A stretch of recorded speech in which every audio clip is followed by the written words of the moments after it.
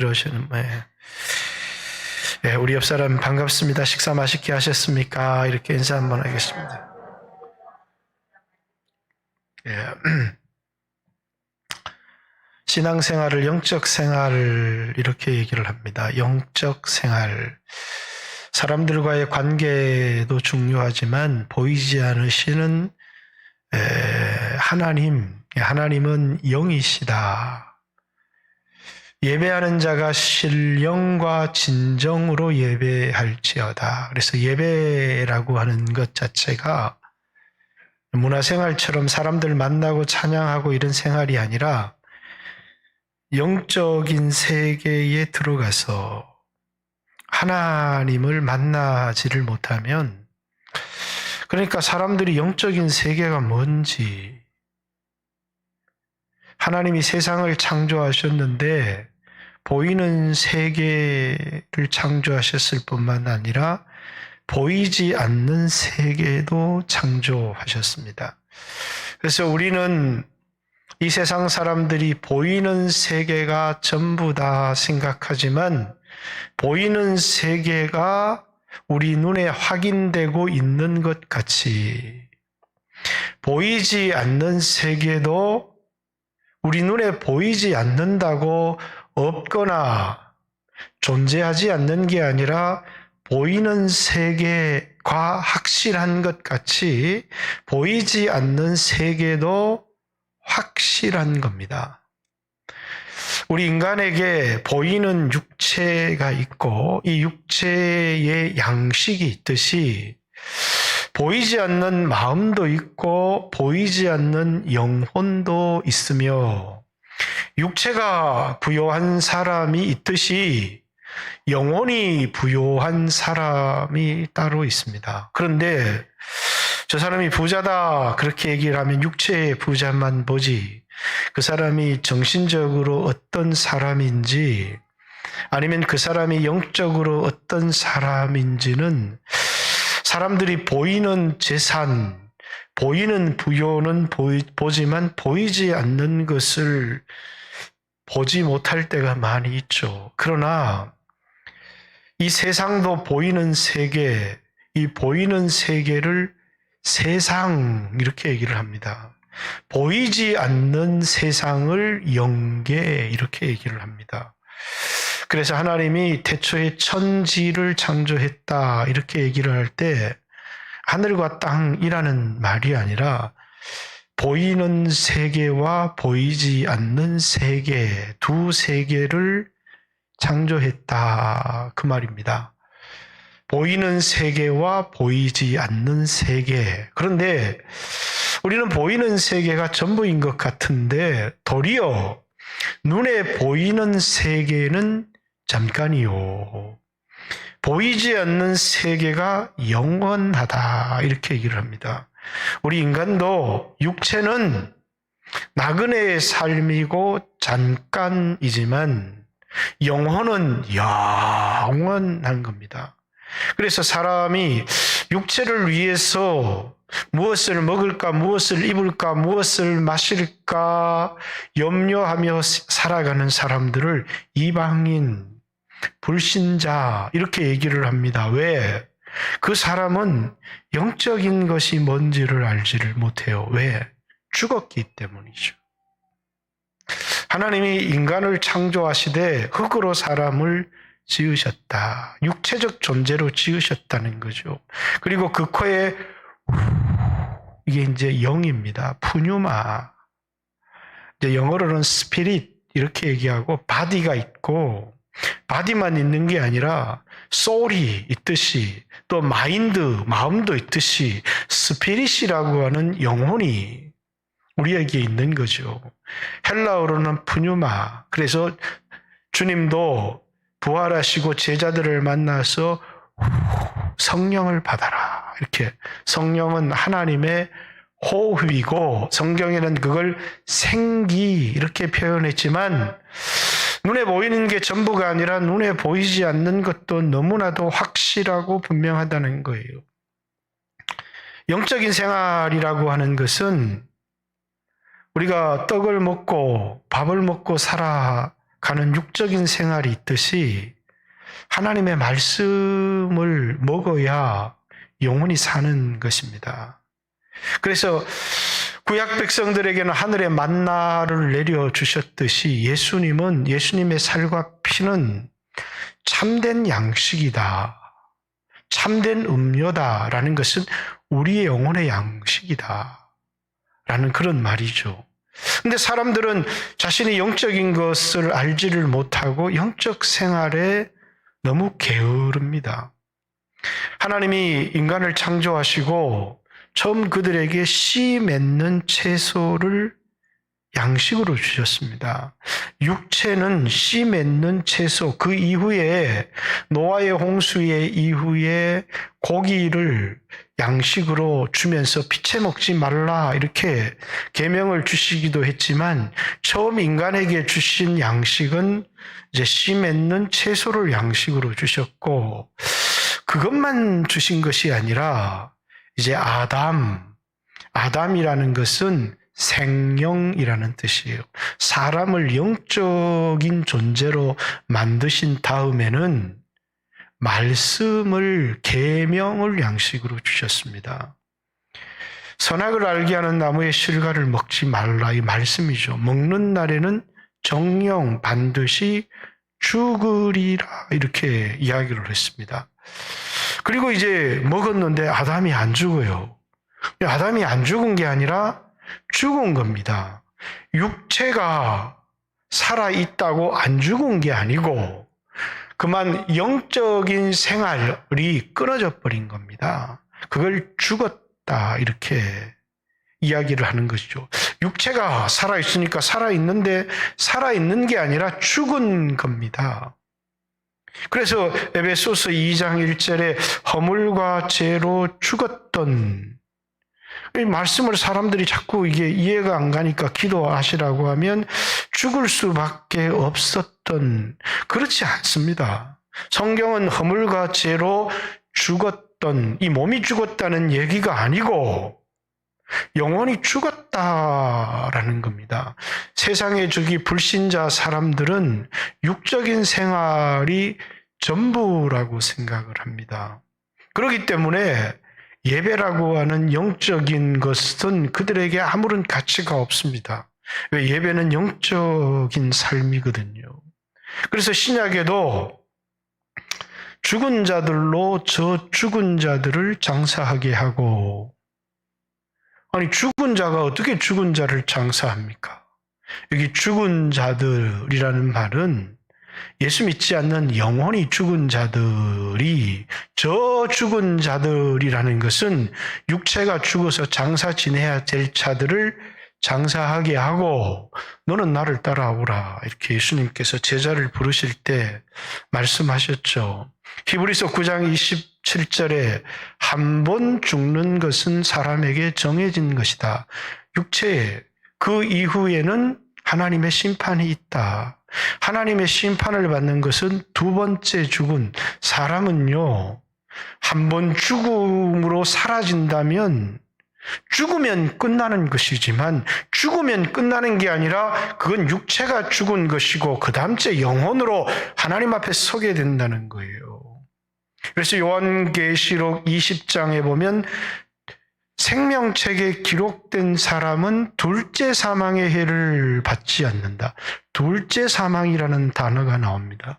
두 번째 죽음이라는 거예요. 첫 번째 죽음은 육체의 죽음이고 두 번째 죽음이라는 건 내가 예수 믿어서 내 영혼이 살아서 하나님과 영적 생활을 하지 못하고 죽은 사람들은 영원한 불타는 지옥에 던져진다는 거예요. 그걸 둘째 사망의 해 이렇게 얘기를 한 거죠. 그러니까 사람은 육체가 전부다 이렇게 생각을 하면 그 사람은 인간을 잘 이해를 하지를 못한 겁니다. 인간의 존귀함은 공산주의자들에게는 유물론이라고 하는 것은 육체가 전부라는 거예요. 그래서 그들에게는 종교라고 하는 또는 영적 생활이라고 하는 것을 인정하지를 않아요. 그러나 여러분들이 조금만 관심을 가지면 육체가 전부가 아니라 이 세상에는 악귀도 있고 귀신도 있고, 여기 오늘 성경에 마귀라고 하는 존재도 육체를 가지지 않았지만 존재한다는 것. 그리스도인들의 싸움이 육체로 남을 싸우는 게 아니라 너희의 씨름은 혈과 육에 대함이 아니요 하늘에 있는 악의 영들에 대함이라 라고 하는 영적 존재가 있고, 우리의 기도는 바로 이런 것들과 대적하고 싸우는 것이라고 주님이 우리에게 분명히 말씀을 하시는 것입니다. 그렇듯이 육적인 세계가 실제한다면 영적인 세계도 실제하는 것입니다. 그리고 이 영적인 세계와 육적인 세계는 아무런 관계, 육체를 살아갈 때는 마음껏 육적인 세계를 살아가다가 죽은 이후에 영적인 세계를 살아가면 된다, 이렇게 생각을 하면 안 되고, 육적인 세계를 살아갈 때 영적인 영원한 삶을 준비하지 않으면 안 된다라는 것을 성경이 우리에게 이제 가르쳐 주고 있는 겁니다. 자, 오늘 본문의 얘기는 이제 우리에게 두 세계가 있다라는 것을 전제로 해서 세상 사람들이, 그러니까 영적으로 죽어 있는 사람들이, 이 사람들의 삶이 어떠한 거냐면 마음과 육체가 원하는 것을 따라 살아갑니다. 왜? 영적으로 죽어 있기 때문에 하나님과의 영적인 교제도 영적인 삶도 알지를 못합니다.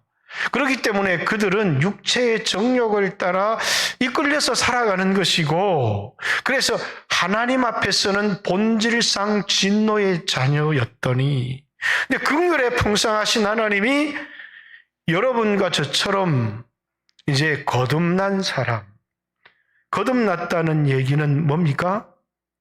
born again, 두 번째 태어났다는 거예요. 어떻게 천국 가야 됩니까? 이렇게 물으니까 두 번의 죽음이 뜻이 뭐라고요? 두 번 태어나야 된다는 거예요. 사람이 물과 성령으로 거듭나지 않으면 하나님 나라에 들어갈 수 없다는 거예요. 물, 자연적 출생을 얘기하는 거예요. 엄마 아빠가 결혼해서 자식을 낳았습니다. 이걸 자연적 출생, 이렇게 얘기를 합니다. 또 한 번은 우리에게 영적인 출생이 필요하다는 것입니다. 예수를 믿어서 하나님의 성령으로 말미암아 다시 태어나는 것을 두 번째 출생, 이렇게 얘기합니다. 예수 믿는 사람들은 두 번 태어난 사람이다, 그 말입니다.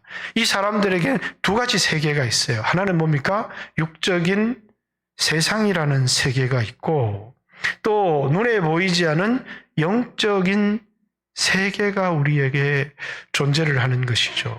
근데 이제 그리스도인들의 문제가 뭐냐면, 육적인 세계는 현실로 느껴지는데 영적인 세계는 희미한 겁니다.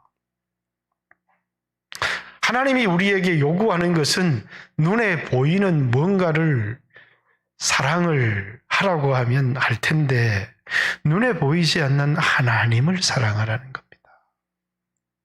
그래서 대신 계명, 1계명, 그게 뭐냐면 하나님 외에 신이 없다라고 하는, 그래서 하나님을 사랑하되 50%만 사랑하고 세상 50% 사랑하고 이런 게 아니라 마음을 다하고 뜻을 다하고 힘을 다하고 두 마음을 품으면 안 된다는 겁니다. 마음이 갈리어지면 안 되고 오직 주님만 사랑해야 된다는 것입니다. 그것이 하나님이 우리에게 요구하시는 계명이에요. 그래서 하나님과 우리의 관계를 결혼 관계인데, 신부가 신랑이신 하나님을 죽도록 사랑하라는 겁니다. 그러면 나머지 신부에게 필요한 모든 것은 신랑이 다 책임져 준다는 것입니다. 이것이 언약입니다. 결혼의 언약. 하나님과 우리 사이에 맺은 언약이고, 그분을 사랑하면 먹을 것, 마실 것, 입을 것, 우리가 육체적인 존재이니까 우리의 육체의 필요를 그분이 다 알아서 채워주겠다. 이건데 하나님이 보여야죠. 그러니까 하나님을 사랑하기보다 이 땅에 있는 그리스도인들이 세상이 좋아 보이는 겁니다. 세상을 사랑하는 그리스도인. 분명히 거듭났는데 하나님을 사랑하는 게 아니라 세상을 사랑하는 그리스도인. 두 세계를 가지고 있는데 영적인 세계는 희미하고 그냥 죽으면 천국 가겠지 이 정도 생각을 하고, 이 영적인 세계에 하나님을 이용해서 이 세상에서 부자가 되게 해주세요. 자, 이 세상의 부자는 날이 저물면, 어두워지면 우리 돌아가야 되잖아요, 집으로. 근데 이 세상은 역사적 종말도 있지만 개인적 종말이 다 있어요. 하나님이 개똥아 이렇게 부르시면 우리는 밤이 되면 저녁이 되면 집으로 하나님 품으로 돌아가야 되는 거거든요. 근데 우리는 돌아갈 내 본향 하나님 나라 이렇게 생각하는 게 아니고, 난 여기가 너무 좋아. 여기가 하나님 장수하게 해주세요. 이렇게 이 세상에 오래 사는 것, 이 세상의 부자로 사는 것, 이 세상에 잘 사는 것이 신앙의 목적이 되어져 버린 겁니다. 이걸 이제 신학적으로 기복신앙 이렇게 얘기를 하는데, 이 신앙에 문제가 있어요. 그게 뭐냐면 두 마음을 가졌다는 거예요. 그래서 이런 사람들을 향해서 주님이 가늠하는 여인들이여, 이렇게 세상을 사랑하는 것이 세상과 벗됨이 하나님과는 원수 된다는 걸 모르냐. 육적인 눈에 보이는 세상을 사랑하는 것이 영적인 세상을 잃어버린다는 사실을 알지를 못하느냐, 이렇게 그들을 향해서 꾸짖고 있는 그런 말씀이죠. 코로나 오기 전이었습니다. 어떤 목사님이 이제 자기 교회도 그 애완견, 이제 서울에 가면 코로나 이전에, 요즘도 물론 그렇겠지만 요즘은 뭐 워낙 사람들이 많이 안 오니까요, 서울은. 이런 표현을 써서 표현합니다만, 이제 저한테는 애완견이 아니라 그냥 개새끼일 뿐인데, 이놈의 개새끼 때문에 예배를 못 가는 겁니다. 우리 애기를 두고 어떻게 예배를 가냐는 거예요. 애기가 운다는 거예요. 하나님이 이 개새끼만도 못하나, 내 마음에. 그래가지고 이제 서울에는 이제 유아방이 있듯이 애완견 방이 교회들마다 큰 교회에 있어요. 왜? 이게 애완견 때문에 이 교회를 못 오는 사람들이 있으니까 그런 사람들을 위해서 만들어 놓은 거죠. 그래서 이 밑에 있는 목사님이 자기 교회도 애완견 만들어서, 그래서 쓸데없는 짓 하지 마라 제가 얘기를 했는데, 사실 요즘 제가 좀 고민을 합니다. 이건 뭐 하나님을 사랑하기 때문이 아니라, 저는 이제 앞으로 우리나라도 혼자 사시는 분들이 많이 늘어나는데, 그분들의 가족 같은 게 애완견이거든요. 근데 이제 애완견 때문에 내가 예배를 못 나오겠다, 이게 이제 믿는 사람에게는 문제가 되지만 믿지 않는 사람을 전도하려고 하면 이거 괜찮겠다, 그런 생각을 했습니다. 왜? 하나님을 믿고 하나님 사랑하는 사람들에게 있어서 이 애완견 때문에 내가 예배당에 못 나오겠다, 이거는 말이 안 되는 이야기지만, 그러나 하나님을 모르는 사람들에게는 이제 애완견을 데리고 이제 교회에 가서 이렇게 애완견 맡겨두고 예배도 드리고 차도 마실 수 있으면 전도의 좋은 통로도 될 수 있겠구나, 그런 생각을 요즘은 개인적으로 좀 용납하는 마음을 가지고 이렇게 생각을 하고 있습니다. 근데 어쨌든 자식도 아닙니다. 자식이라면 어떻게 이해할 수도 있을 텐데, 아니, 하나님 앞에 예배를, 개를 돌봐야 되기 때문에 예배를 못 드리겠다. 그렇죠? 그럼 우리는 깊이 생각을 해봐야 돼요. 하나님이 개만도 못하나 하는 생각을 우리가 할 수 있잖아요. 우리가 이 세상을, 그리스도인들이 이 세상을 살아가다 보면 하나님보다 소중한 것들이 자꾸 생겨요. 그게 돈일 수도 있고, 자식일 수도 있고, 사람마다 다르지만 내 마음이라고 하는 어떤 한 방에는 하나님이 통치할 수 없는 방이 있어요. 어떤 여성들은 남편을 너무너무 사랑하고 좋아하는데, 남편을 좋아하는 건 남편이기 때문에 좋아하고 사랑해야 되는 게 당연한데, 그런데 이 하나님을 마땅히 섬겨야 되는데, 근데 남편이 우상이 되는 겁니다. 근데 문제는 그때부터 생겨요. 남편이 날 괴롭히기 시작하는 겁니다. 왜냐하면 우리는 예를 들어서 우리 집사람하고 문제가 생겼다. 우리 집사람이 사랑하는 사람은 서진인데, 이서진이 아십니까? 그래서 제가 우리 집사람한테 농담처럼 서진이 대신에 내가 서준이 소개시켜줄게. 양서준이. 내가 농담으로 그렇게 얘기합니다만 서진이를 좋아한다. 그럼 우리는 뭡니까? 가라. 이렇게 얘기할 것 같은데, 하나님은 절대로 그렇게를 안 하셔요. 하나님은 한번 자기 것이 되면 뭐 한다고요? 포기를 안 하세요. 우리는 마음 싹 돌리면서 나 너 없이도 살 수 있으니까 가라. 이렇게 우리는 그럴 수 있는 사람들이 많이 있잖아요. 마음이 아프고 그렇게 하겠지만, 그러나 하나님은 끝까지 사랑을 하시는 겁니다.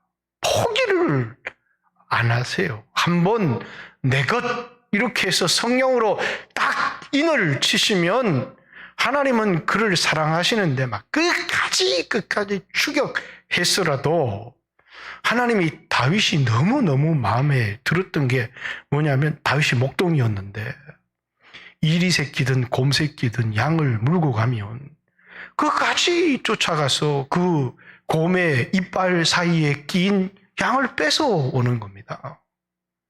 왜? 그 양에 대한 사랑과 책임감이 막 자기 목숨을 걸고라도 가가지고 반드시 뺏어오는 겁니다.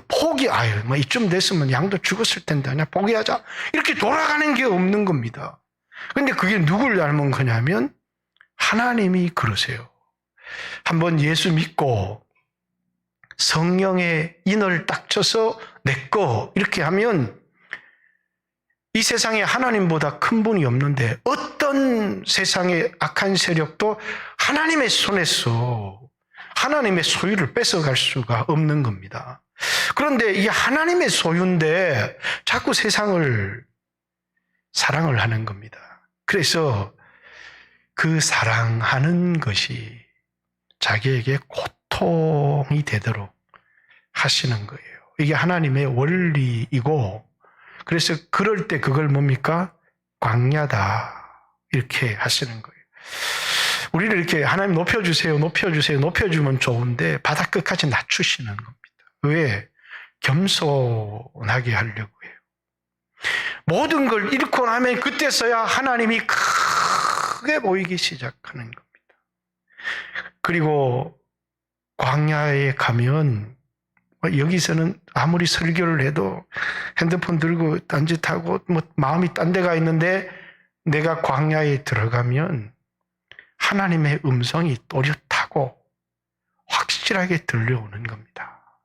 나를 향한 하나님의 뜻이 뭔지, 살아계신 하나님이 보이고 하나님의 음성이 들리고. 왜? 내가 그렇게 마음이 빼앗겼던 그것을, 돈을 사랑하는 사람은 가난하도록 낮추어 버리시고, 남편을 죽도록 사랑하는 사람은 남편이 한없이 속을 썩이도록 하나님이 만들어 버리시고, 자식을 막 우상처럼 받들어서 네 원하는 대로 해줄게 그러더니 그 자식이 아프기도 하고 속을 썩이기도 하고 막 이렇게 하는 겁니다. 그 왜? 그게 뭐냐면 그게 우상이라는 거예요. 그래서 이게 하나님의 질투라는 거예요. 성령이 너희 안에 시기하시기까지 사모한다. 이 말은 하나님은 절대로 우리를 포기하지 않는다. 그 말입니다. 하나님이 우리를 그냥 지옥 던져주도록 내버려 두시는 게 아니라 갈 테면 가라 이렇게 할 텐데 하나님은 우리한테 갈 테면 가라 이렇게 하시는 게 아니라 바짝 낮추세요. 영적인 눈을 뜨고 하나님이 얼마나 큰 분이시고 소중한 분이신지를 깨닫고 하나님께로 돌아올 수 있도록. 그래서 오늘 본문에 4장 6절에 이제 4장 5절에 너희는 하나님이 우리 속에 시기하게 하신 성령이 우리 안에 거하게 하신 성령이 시기하기까지 사모하신다 한 말씀을 헛된 말인 줄 아느냐. 그러나 더 큰 은혜를 주시나니 하나님이 더 큰 은혜를 주시는데 그게 뭐냐면 그러므로 일러스되 하나님이 교만한 자를 물리치시고 겸손한 자에게 은혜를 주신다 하였다. 이렇게 하나님이 우리를 바싹 낮추시면서 영적인 눈을 탁 띄워주시는 겁니다. 그래서 예수님은 내 자식이 잘되게 하기 위한 도구였지. 예수님은 내가 부자가 되려고 하는 수단이었지. 예수님은 내가 믿기는 믿어도 내가 평안을 얻고 어려울 때 도움을 얻기 위한 방편이었지. 예수님이 내 인생의 목적이 될 수 있는가. 이렇게 예수를 믿었지만 예수님이 내 삶의 이유가 되고 예수님이 나의 전부가 되고 이런 것이 아니라 나한테 예수님보다 소중한 게 있었던 거예요. 그걸 성경에서는 우상 이렇게 얘기를 합니다. 우리 마음속에 우상이 생기면 우리 안에 계신 성령님이 질투를 한다는 겁니다. 그래서 내가 사랑했던 것들을 잃어버리게 하거나 아니면 그것이 나에게 아픔과 고통을 가져다 주도록 그걸 성경에서는 광야 이렇게 이야기를 하는 겁니다. 왜 하나님께서는 왜 이렇게 하시느냐? 우리를 돌아오게 하고 눈을 뜨게 하고 소중한 것이 뭔지를 깨닫게 하기 위한 거예요. 그래서 이 과정을 싹 통과하게 되면 처음에는 예수 믿어서 이런 광야를 겪으면서 이렇게 막 예수님 찾고 기도하다가 이렇게 나는 이제 처음에는 돈 때문에 예수님 앞에 나왔고 처음에는 건강이 없어서 이제는 예수님 앞에 나왔는데 이제 난 그런 거 없어도 된다고. 내가 예수님 만나고 보니까 예수님보다 더 소중한 게 없고 나는 이걸로 충분하다고. 왜? 예수님 가져보고 나니까 내가 옛날에 그토록 예수 믿어서 예수님 이거 주세요, 예수님 이거 주세요 했던 것 자체가 갑자기 어리석게 느껴지는 겁니다.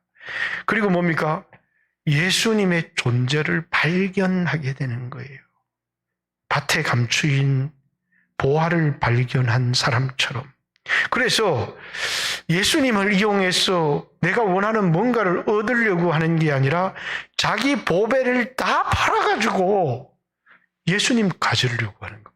자기 소유를 다 팔아서 그 밭을 샀느니라. 왜? 그 밭에 감추인 보화를 발견했기 때문이고 극히 값진 진주 하나를 발견하며 돌아가 자기 소유를 다 팔았어. 옛날에는 예수님 소유 늘어나게 해주세요 이랬는데 그 진주를 소유하는 것입니다. 왜? 예수님이 정말 부요라는 사실, 영적인 세계가 진짜라는 사실을 깨닫고 나니까 사도 바울도 예수님 만나기 전에는 내게 유익했던 것, 그래서 바리새인으로 있을 때는 막 열심을 냈지만 그런 걸 원했다는 겁니다. 그러나 내가 예수 만나고 나서 이전에 내게 유익했던 것을 뭡니까? 다 배설물처럼 여긴 이유가 그리스도를 얻고 그리스도 안에서 발견되려 함이니. 이렇게. 자, 말씀이 여기까지 오면 여러분, 나는 어떤 사람인가 이렇게 살펴보아야 되겠죠. 나에게 있어서 예수님은 어떤 존재인가, 나에게 평안을 주고 내 자식들을 잘 자라게 하고, 그렇습니다. 처음에는 그런 문제 때문에 나오기도 하지만 그리스도인들은 정말 예수님을 발견하게 되고 예수님의 값어치를 깨닫게 되면 내가 가지고 있었던 이 땅의 모든 것, 사실 그게 내 소유라고 생각했는데 알고 보면 그게 내 거 아닙니다. 정직이 내게 잠시 맡겨두었던 것뿐이거든요. 그러니까 이게 이제 하나님께서 이 광야의 삶을 통해서 우리를 낮추심을 통해서 진짜를 주시는 거예요. 그걸 더 큰 은혜다. 이렇게 더 큰 은혜를 우리에게 주시나니 하나님은 교만한 자를 낮추시고 그리고 겸손한 자를 높여주신다. 이게 하나님이 모든 것입니다. 그래서 이제 그 사람 마음속에 우상이 사라집니다. 그럼 그에게 아무리 갖다 쏟아부어줘도 그 사람의 삶의 우선순위가 바뀌지 않아요. 하나님 저 부자 되게 해주세요. 저 잘 되게 해주세요. 부자 되게 해줬더니 좋은 차 사서 주일날 놀러 다니거든요. 하나님을 섬기고 하나님이 얼마나 귀한 분이신지를 알지를 못하는 것입니다. 왜? 영적으로는 소경이라고 하는 것을 보여주는 것이죠.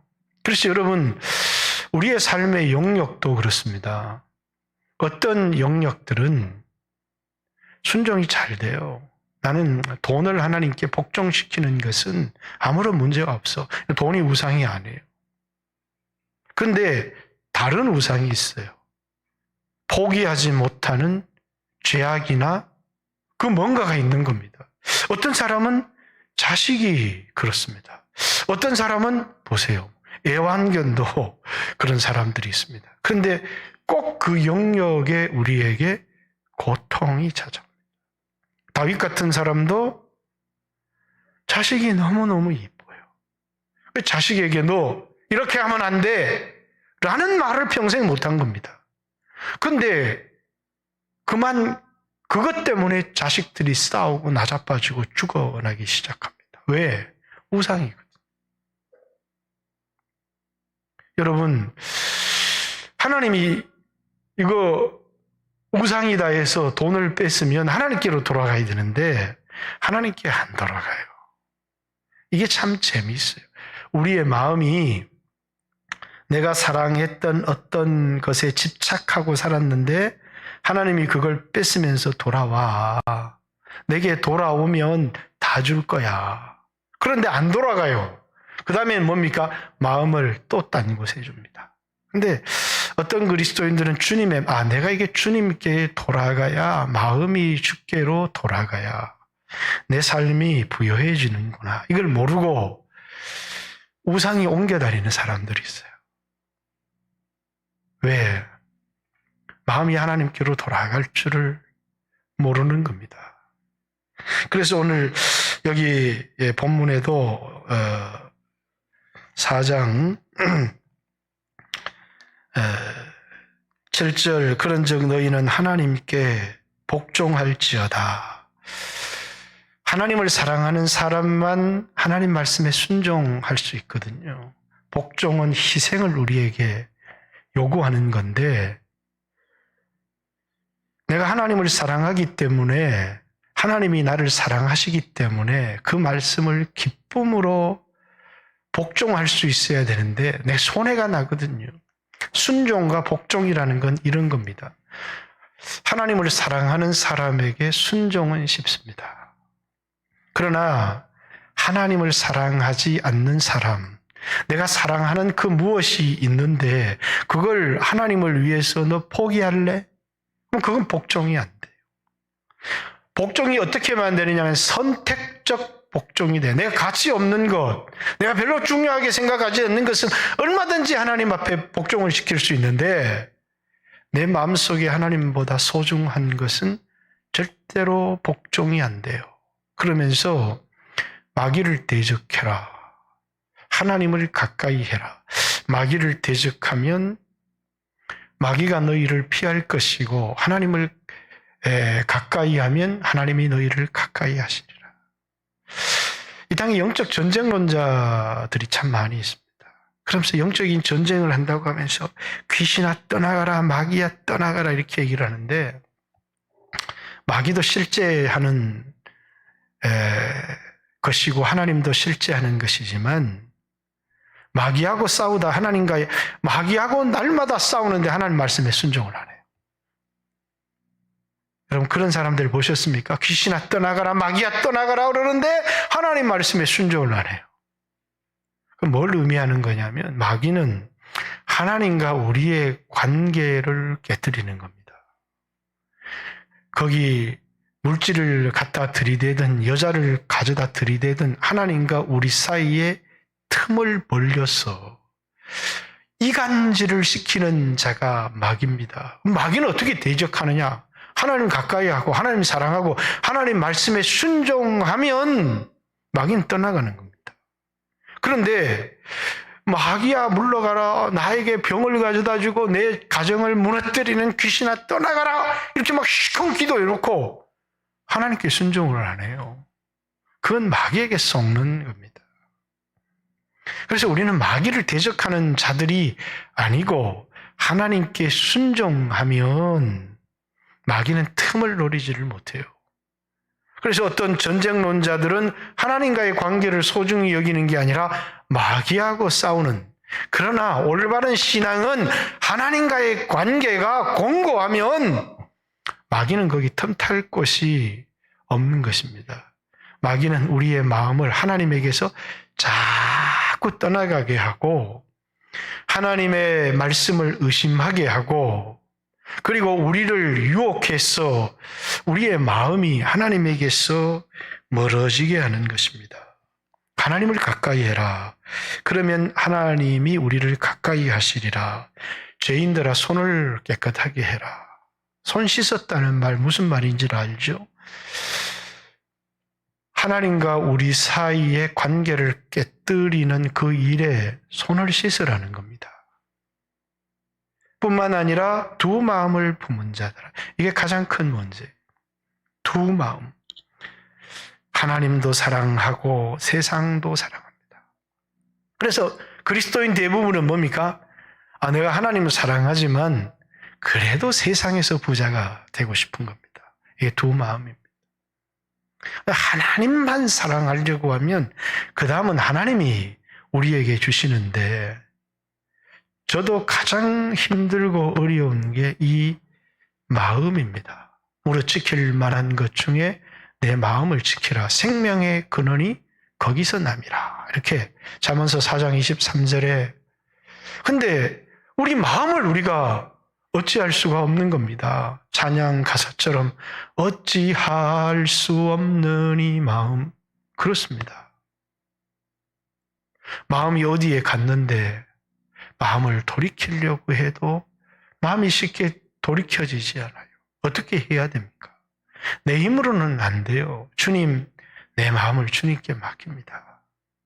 주님이 내 마음의 주인이 되어주시고 주님이 내 마음을 다스려 주십시오. 이렇게 해야 되는데 계속 집착을 하게 되면 내가 집착했던 그것이 나에게 아픔과 상처로 돌아오게 됩니다.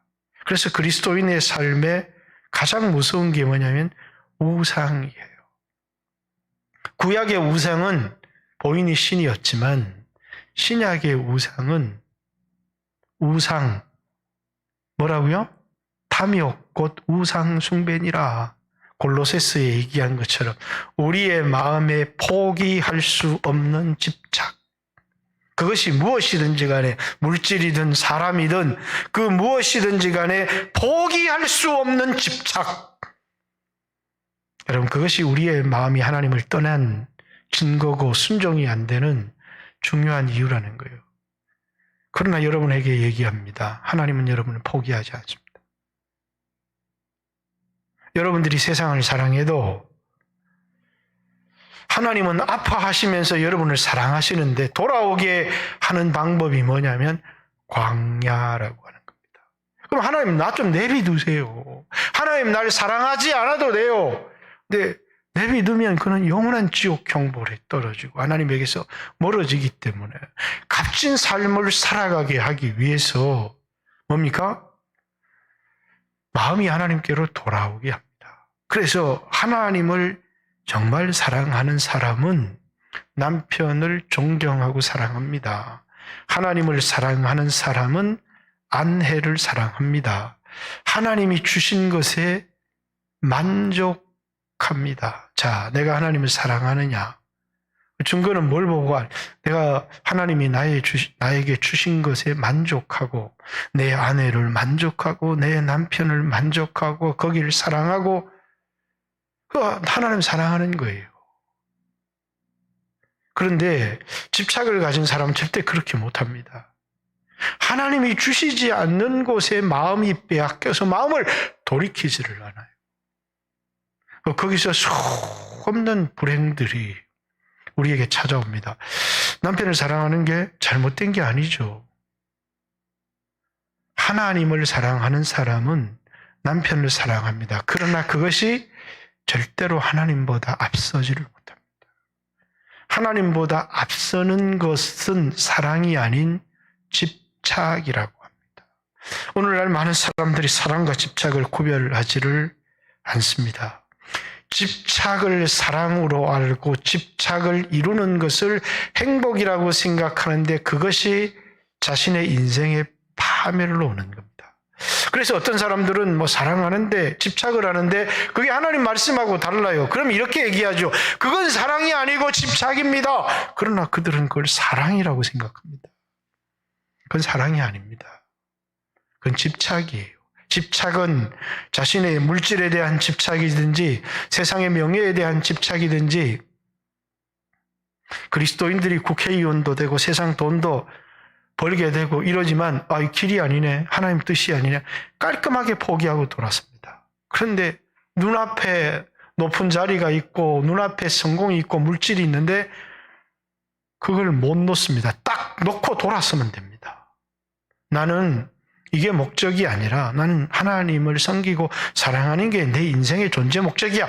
딱 놓고 돌았으면 모든 걸 얻을 수 있는데 그게 안 놓아지는 겁니다. 그래서 말씀을 버리고 그걸 잡습니다. 그 순간에 하나님이 뭐라고요? 그건 집착이다 라는 겁니다. 잡았던 그것 때문에 고통을 당하기 시작합니다. 인간의 욕심이 인간을 불행하게 만드는 겁니다. 많은 사람들이 욕심의 노예가 되어서 살아가는 것이죠. 그렇기 때문에 우리의 영적인 생활에 가장 중요한 건 뭡니까? 하나님을 어떻게 가까이 합니까? 물론 예배도 많이 나오고 기도에도 나오고 할 수 있지만 하나님 사랑하는 건 딱 하나입니다. 말씀을 가까이 하는 겁니다.